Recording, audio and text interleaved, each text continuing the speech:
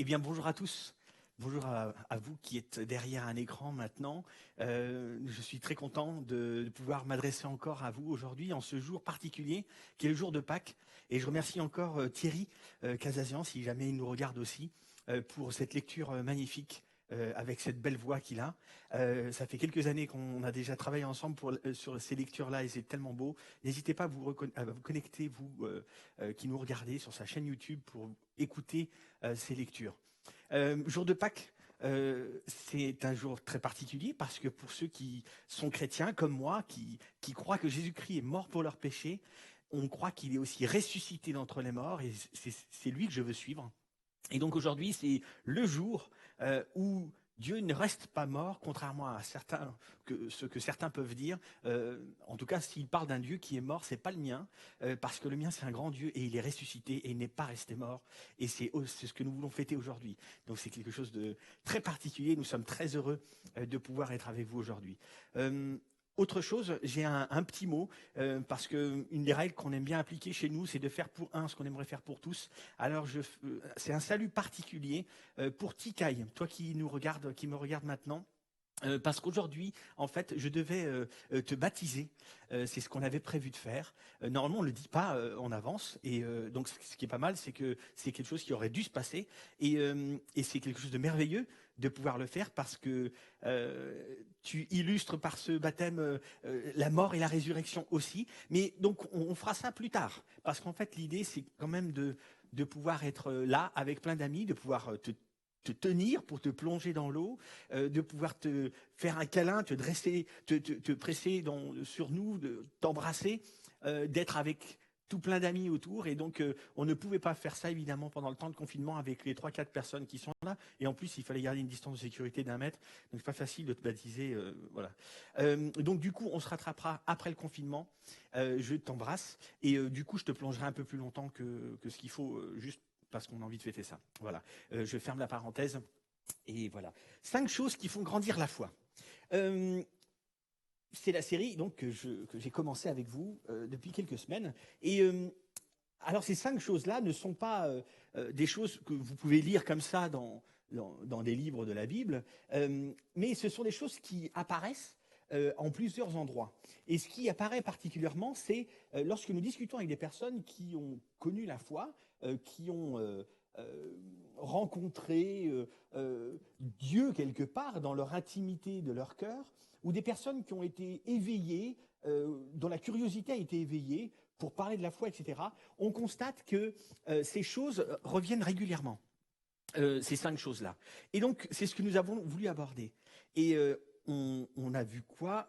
On a vu qu'en fait, cette foi-là n'est pas quelque chose qui doit rester petit, c'est une foi qui grandit.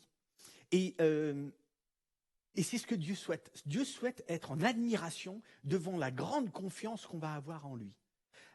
Et du coup, on a constaté que pour que cette foi puisse être grande et que Dieu soit en admiration quelque part, on a constaté que ces 5 choses-là reviennent sans arrêt dans les discussions et les dialogues qu'on peut avoir avec les personnes autour de nous.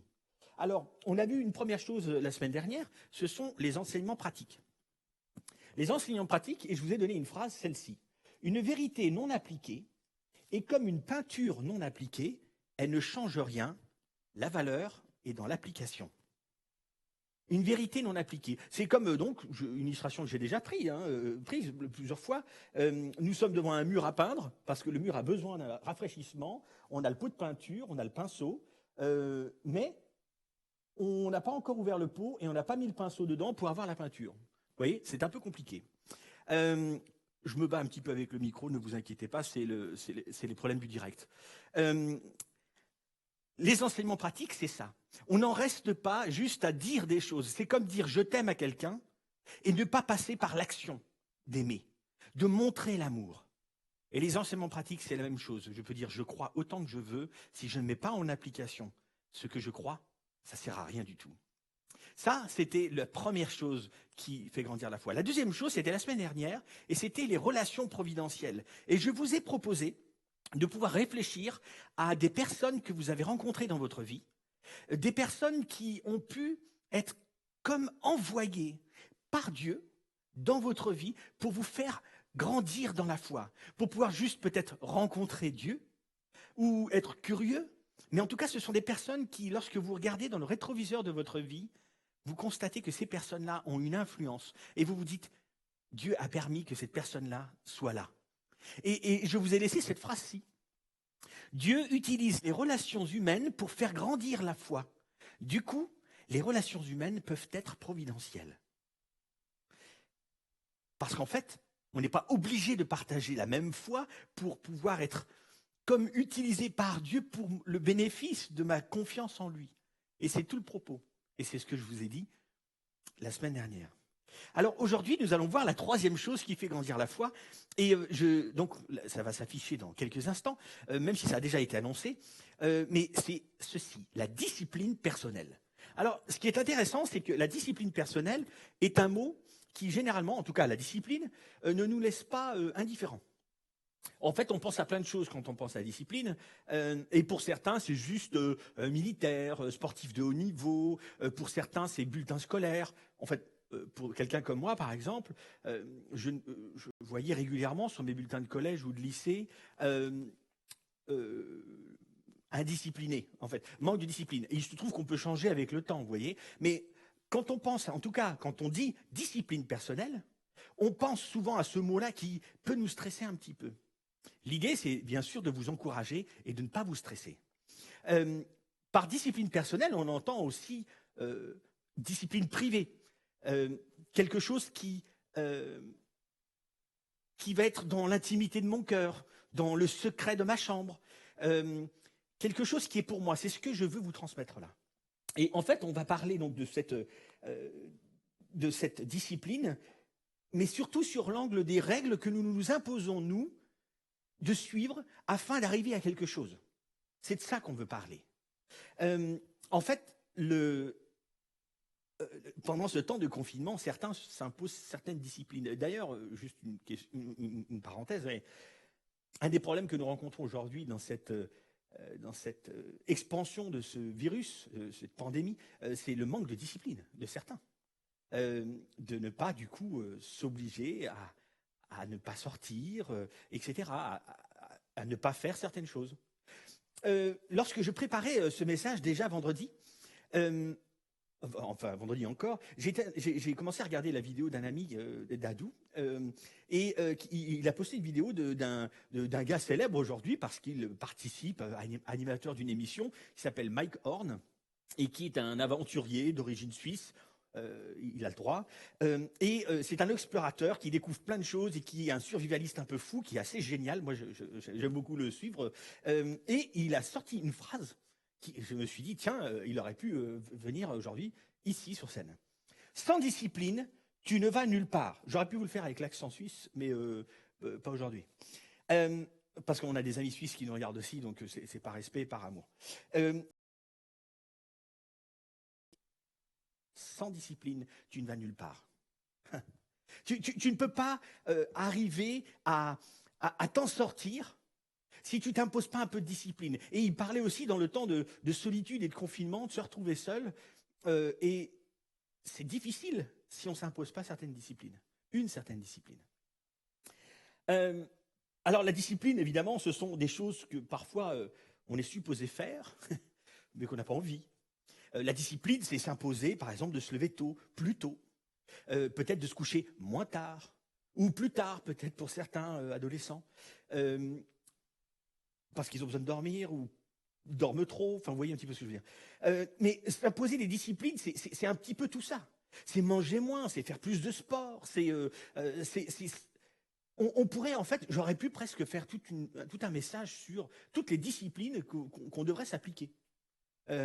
Mais quelque part, si c'est l'angle que j'avais pris, eh ben, je culpabiliserais peut-être certains qui n'en faut pas assez, et on verrait peut-être certains autres un petit peu comme des grands blonds capables de tout, qui arrivent toujours à tout faire et qui sont exceptionnels. Et on pourrait un peu trop se comparer, on se sentirait pas bien. Vous savez, un petit peu comme quand vous alliez avant le confinement tous ensemble au bureau, il y en a certains qui arrivent, eux, ils arrivent en jogging, ils ont couru 27 km, ils n'ont pas une goutte de sueur, ils se changent, ils sentent bon, ils sont beaux. Et vous, vous avez eu du mal à courir les 2 minutes la semaine dernière parce que votre cœur palpitait un petit peu trop. Vous voyez, l'idée n'est pas de se comparer dans les disciplines et de voir qui est le plus fort, etc. Mais on va vraiment se focaliser sur ces disciplines particulières qu'on a appelées disciplines personnelles, privées. Il y a plusieurs choses qu'on a constatées dans la discipline. C'est que la discipline peut devenir une habitude. Elle peut devenir une habitude, en fait.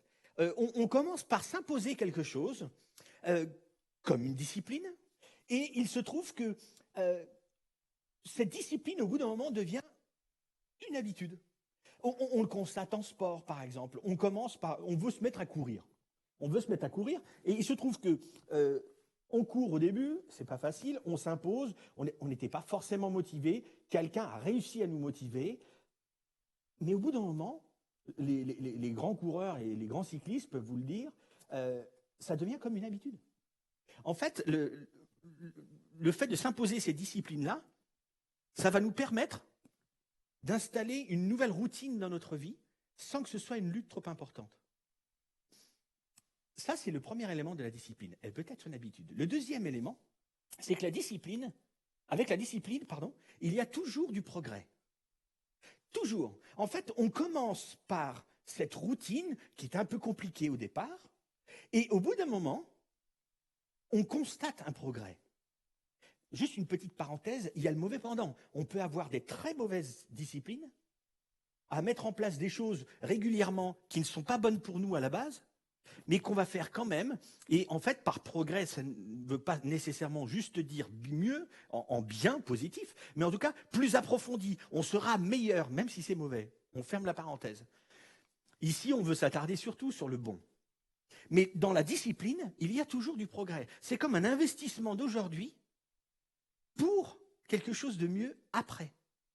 Et dans la musique, d'abord, je viens d'une famille de musiciens, et dans la musique, tous ceux qui sont musiciens ou qui ont fait un peu de conservatoire ou d'école de musique ou des cours, on s'impose une discipline de faire des gammes, de connaître par cœur des rythmes, de répéter sans cesse plein de choses, faire des mouvements un peu bizarres comme ça que tout le monde n'arrive pas à faire naturellement, parce qu'on s'impose une discipline et au bout d'un moment, on progresse et on y arrive.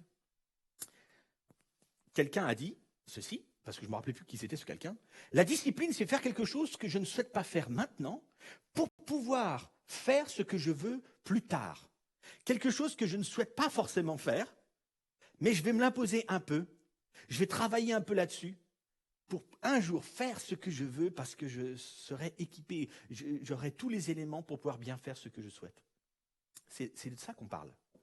Et ce qui est intéressant aussi, c'est que la discipline se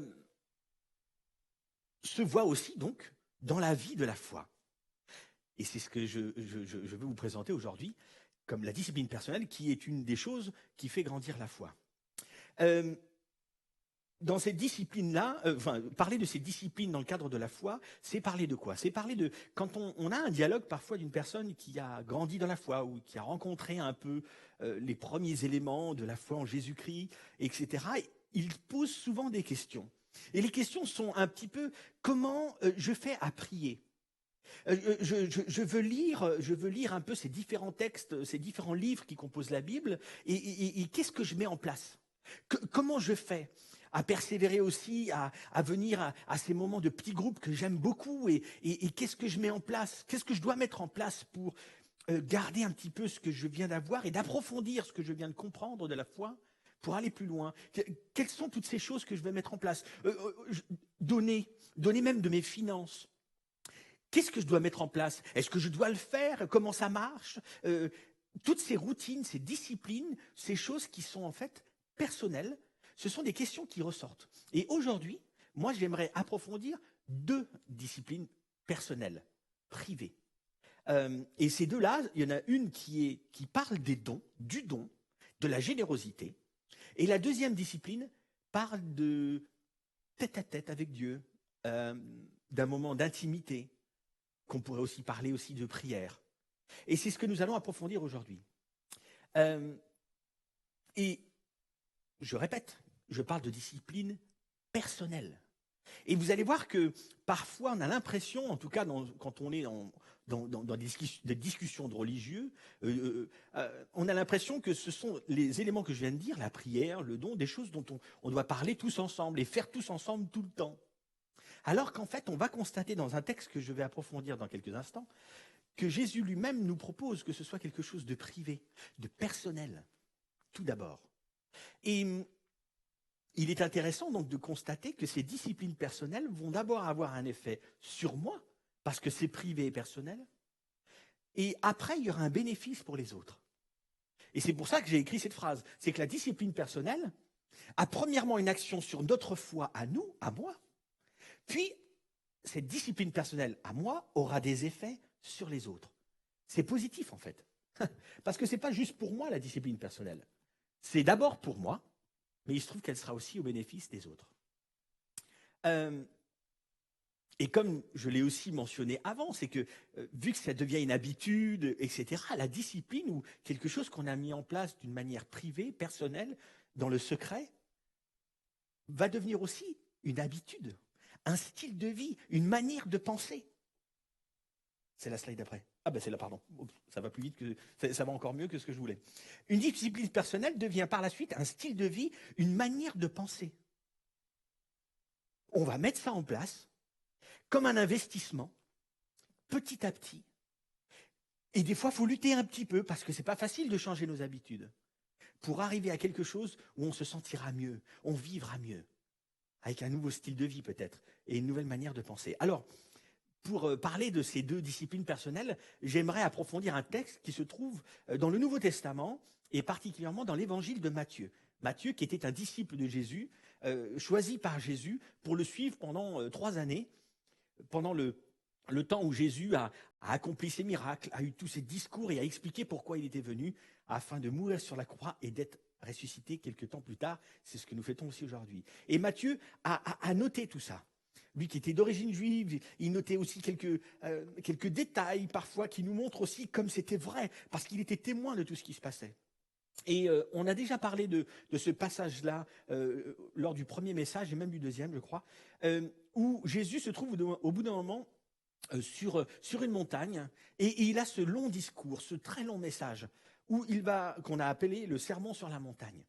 Et il va parler dans ce texte qui n'est pas facile à lire, parce qu'on se demande de quoi ça parle, ou c'est très culpabilisant parfois, mais en fait il parle de la mise en action, la mise en application, donc rappelez-vous les enseignements pratiques, de la foi. Si tu avais cette foi, grande foi, rappelez-vous du premier message maintenant, si vous avez cette grande foi, cette confiance absolue en moi, c'est comme cela que vous agiriez. C'est ça le sermon sur la montagne. Et dans le temps de ce grand message, de ce sermon, Jésus va aborder la question que nous voyons aujourd'hui. Alors d'abord l'intro avant ces deux disciplines personnelles. Donc Matthieu au chapitre 6. Gardez-vous d'accomplir devant les hommes, pour vous faire remarquer par eux, ce que vous faites pour obéir à Dieu. Sinon, vous n'aurez pas de récompense de votre Père céleste. Gardez-vous d'accomplir devant les hommes pour vous faire remarquer par eux ce que vous faites pour obéir à Dieu. Sinon, vous n'aurez pas de récompense de votre Père céleste. Le message, il est clair. Garde ça pour toi. Il est en train de parler de ces choses que vous faites pour obéir à Dieu. C'est obéir à Dieu dans le bon sens du terme. J'obéis pour ces bonnes choses de ma vie. D'établir cette confiance avec lui, il y a plusieurs choses qu'on peut mettre en place. Et c'est ce que nous allons approfondir maintenant. Mais ce qui est très intéressant, c'est qu'il dit très clairement, Jésus, garde-toi de montrer ça aux autres, pour montrer peut-être que tu es spirituel, que tu es fort, plus fort que les autres, que tu es plus droit et plus intègre, que tu es plus généreux que les autres. Garde-toi de tout ça, parce qu'il parle d'une récompense. De quoi parle-t-il? Le texte continue. Ainsi, lorsque tu donnes quelque chose aux pauvres, ne le claironne pas partout. Là maintenant, on va plonger dans le sujet. Lorsque tu donnes quelque chose aux pauvres, il parle de personnes qui demandent, qui ont besoin. Il se trouve que quand on allait dans les temples, il y avait toujours des endroits On peut voir ça aussi devant nos églises. Mais il y a toujours des personnes qui sont là et qui ont des besoins et qui demandent qu'on les aide financièrement. Euh, et c'est de ça qu'on parle là. On parle des gens qui donnent plus que ce qu'ils donnent déjà, parce qu'ils donnaient déjà 10 à 20% de leur revenu pour que la boutique tourne, pour que le temple soit réparé, pour que les prêtres puissent vivre. Mais là, ça parle de la générosité en fait, du don qui est au-dessus de ce que je donne déjà. Euh, et ce que je donne déjà, c'est je donne, je garde un peu, et quelque chose aux pauvres, ne le claironne pas partout. Ce sont les hypocrites qui agissent ainsi dans les synagogues et dans les rues pour que les gens chantent leurs louanges. Vraiment, je vous l'assure, leur récompense, ils l'ont d'ores et déjà reçue. La récompense, c'est ils chantent leurs louanges. Oh là là, mais t'as vu tout ce qu'ils donnent? Mais quelle générosité! Magnifique! Ça, c'est la récompense. Arrêtez d'être hypocrite et de donner, de claironner devant tout le monde et de faire entendre que vous avez fait ce qu'il fallait et que vous avez donné bien plus que d'autres ne feraient. Parce que vous êtes hyper généreux. Ne le claironne pas partout. Garde ça pour toi. Le texte continue. Mais toi, quand tu donnes quelque chose aux pauvres, que ta main gauche ne sache pas ce que fait ta main droite. Que ton aumône se fasse ainsi en secret. Et ton Père qui voit dans le secret te le rendra. Dans le secret. Garde ça pour toi. C'est cette discipline personnelle que de donner, d'être généreux. C'est quelque chose que tu gardes pour toi. Parce que c'est entre toi et Dieu. De quoi parle la récompense? Qu'est-ce qu'il dit? Est-ce qu'il est en train de dire, plus tu donnes, plus tu seras récompensé? Non, ce n'est pas ce qu'il dit. Est-ce qu'il dit, si tu ne donnes pas, tu ne seras pas récompensé? Non, ce n'est pas ce qu'il dit non plus. Mais il dit que lorsque l'on donne, on est récompensé. Ça, c'est sûr. Là, la récompense, on ne sait pas de quoi il parle. Est-ce qu'il parle aussi de louange Je ne sais pas de quoi il parle. Ce que je sais, ce qui est sûr, c'est qu'il souhaite récompenser ceux qui sont généreux. Et c'est une affaire, en fait, personnelle, entre Dieu et nous.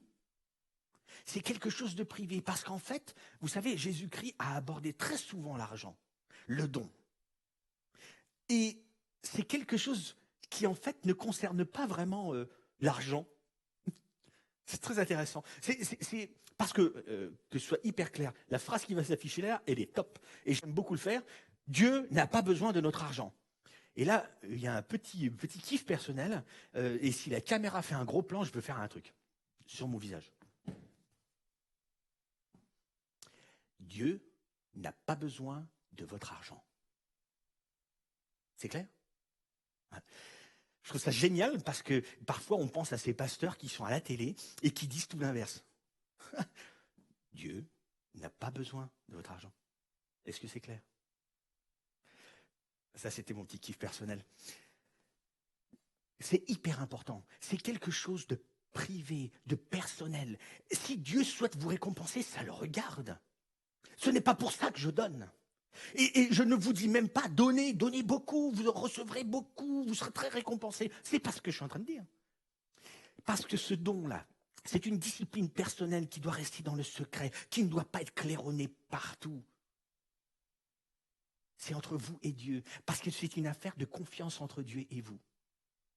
Parce qu'en fait, le problème de l'argent, c'est pas que l'argent est un problème. Le problème, c'est qu'il nous rend un petit peu trop confiants en l'argent. On a l'impression que on peut tout contrôler du coup. Plus on en a, plus on contrôle tout. C'est ce qu'on croit. Maintenant, il est très bien que certains aient beaucoup d'argent, quand ils le gèrent bien, en tout cas, c'est bien pour eux, et qu'il y ait des différences, parce que tout le monde ne peut pas bien gérer autant d'argent. Mais l'idée est de faire attention à ne pas être contrôlé par cet argent. C'est tout le propos.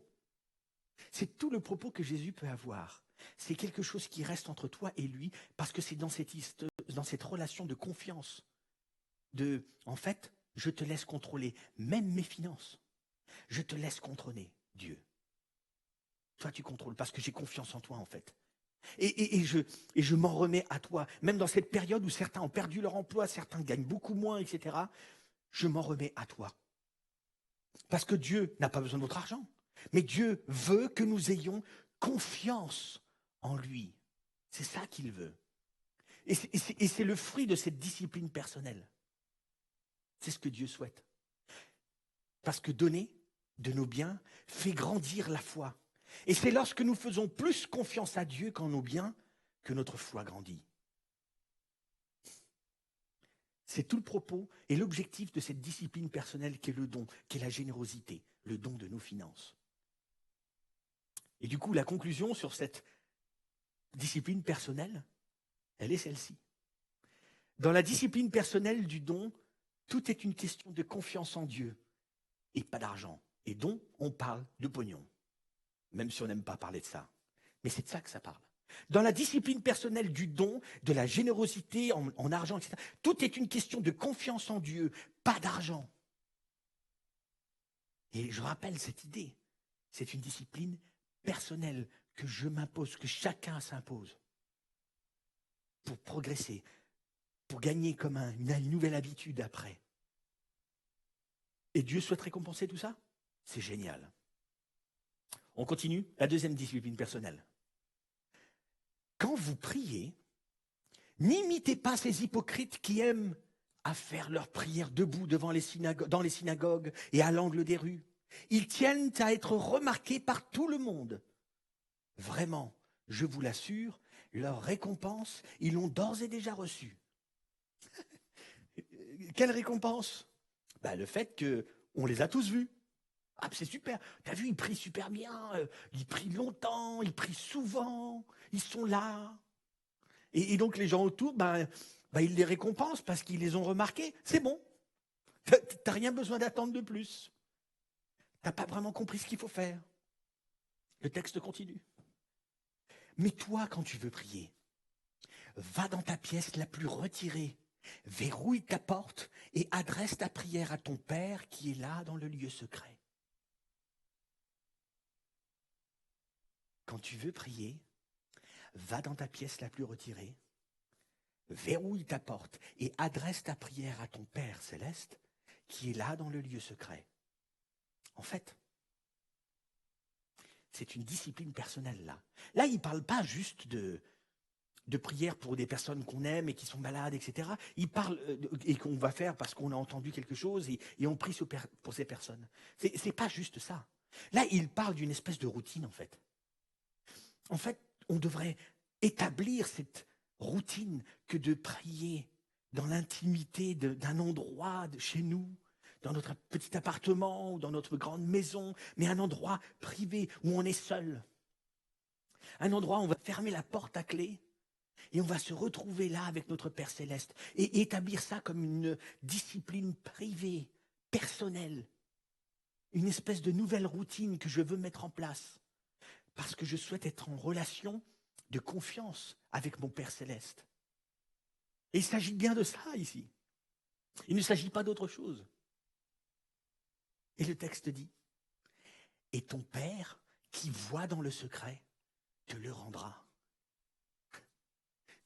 Il te récompensera à sa manière. Est-ce que ça veut dire que la prière, ce sera toujours un oui à ce que moi je demande? Mais non, pas du tout. Absolument. J'aurais pu revenir devant la caméra avec le gros plan. Ce n'est pas ce que ça dit. C'est pas ce qu'il dit là. La récompense, c'est pas, tu auras toujours oui à tout ce que tu demandes dans ta prière. Non, non, non, non, pas du tout. Parce que souvent, on a des réponses qu'on n'avait pas forcément prévues ou calculées dans notre esprit.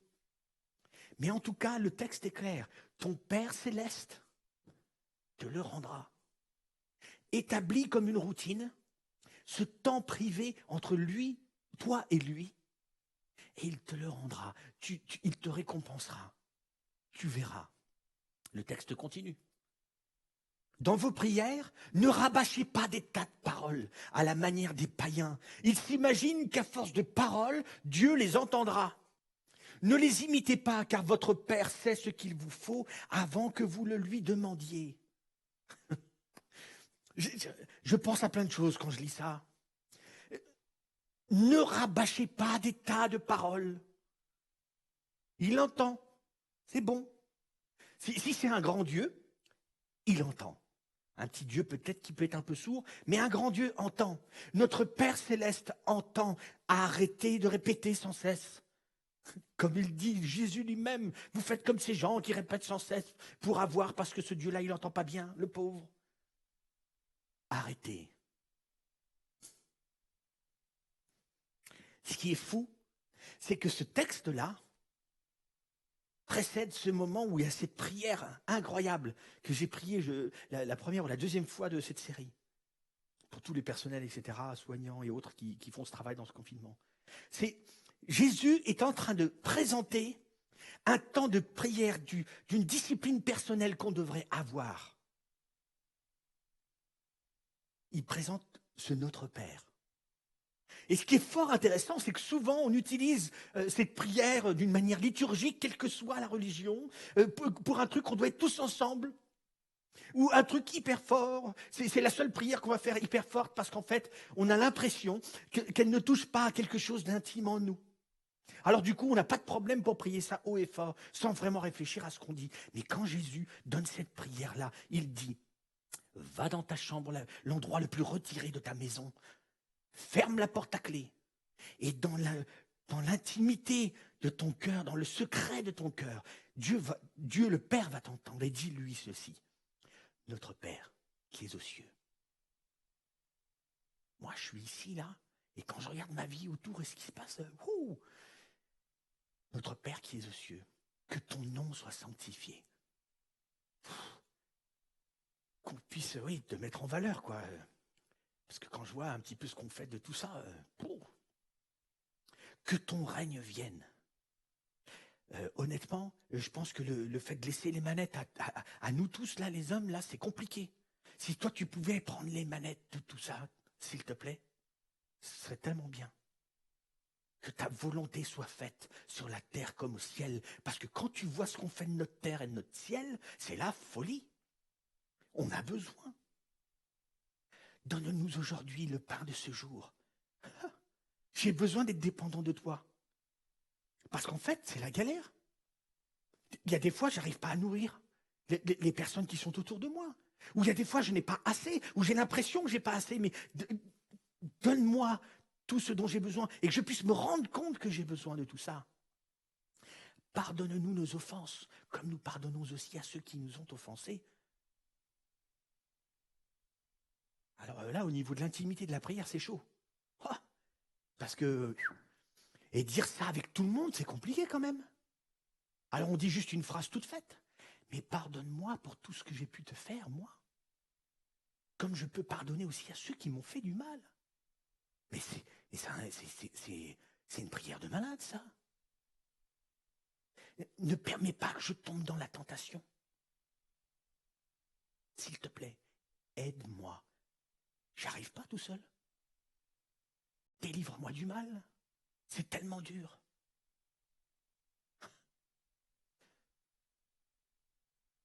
Ça, c'est le Notre Père, je crois, de ce que je lis, comme Jésus a demandé qu'on le prie. Dans le lieu secret de mon cœur, entre mon Père céleste et moi, et lui va l'entendre et me rendra ce qu'il doit me rendre. Il me récompensera comme il le souhaite. Dans l'intimité de mon cœur, dans cette discipline personnelle que je dois avoir, que je devrais mettre en place. Alors, dans cette période du confinement, qu'est-ce qu'on fait de ces disciplines personnelles?